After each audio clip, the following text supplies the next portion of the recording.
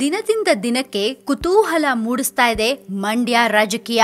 Nikhil ಎಲ್ಲಿದ್ದೀಯಪ್ಪ video, Sumalatha Ambareesh ಜನರ ಭೇಟಿ, ನಿಖಿಲ್ ಕುಮಾರಸ್ವಾಮಿ ಪ್ರಚಾರ, ಬಿಜೆಪಿಯ ಮೌನ ದಿನದಿಂದ ದಿನಕ್ಕೆ ಮಂಡ್ಯದ ರಾಜಕಾರಣ ಕುತೂಹಲಕ್ಕೆ ಕಾರಣವಾಗಿದೆ. ಏಪ್ರಿಲ್ 18ನೇ ತಾರೀಕು ಲೋಕಸಭಾ ಚುನಾವಣೆಗೆ ಮಂಡ್ಯದಲ್ಲಿ ಮತದಾನ ನಡೀತಾ ಇದೆ. ನಿಖಿಲ್ ಕುಮಾರಸ್ವಾಮಿ ಕಾಂಗ್ರೆಸ್ ಜೆಡಿಎಸ್ ಅಭ್ಯರ್ಥಿಯಾಗಿದ್ದಾರೆ. ಆದ್ರೆ ಬಿಜೆಪಿ ಅಭ್ಯರ್ಥಿ ಯಾರು? ಸುಮಲತಾ ಅಂಬರೀಶ್ ಕಣಕ್ಕಿಳಿಯಲಿದ್ದಾರಾ ಅನ್ನೋದು ಇನ್ನೂ ಫೈನಲ್ ಆಗಿಲ್ಲ.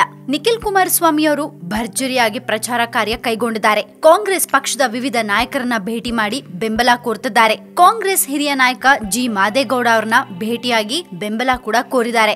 ಮಂಡ್ಯದಲ್ಲಿ ಬಿಜೆಪಿ ಅಭ್ಯರ್ಥಿ ಯಾರು ಅಥವಾ ಪಕ್ಷ ಸುಮಲತಾ ಅಂಬರೀಶ್ ಅವರಿಗೆ ಬೆಂಬಲ ಕೊಡಲಿದ್ಯಾ ಅನ್ನೋದು ಕುತೂಹಲಕ್ಕೆ ಕಾರಣವಾಗಿದೆ.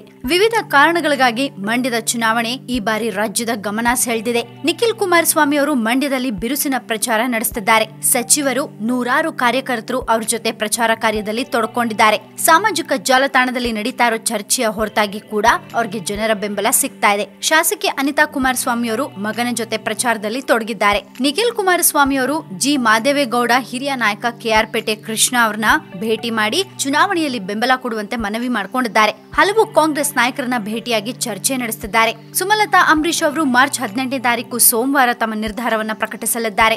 ಆದ್ರೆ ಅವರು ಮಂಡ್ಯ, ಶ್ರೀರಂಗಪಟ್ಟಣ ಸೇರಿದಂತೆ ವಿವಿಧ ತಾಲೂಕುಗಳನ್ನ ಜನರನ್ನ ಭೇಟಿಯಾಗಿ ಬೆಂಬಲ ಕೊಡುವಂತೆ ಮನವಿ ಮಾಡುತ್ತಿದ್ದಾರೆ.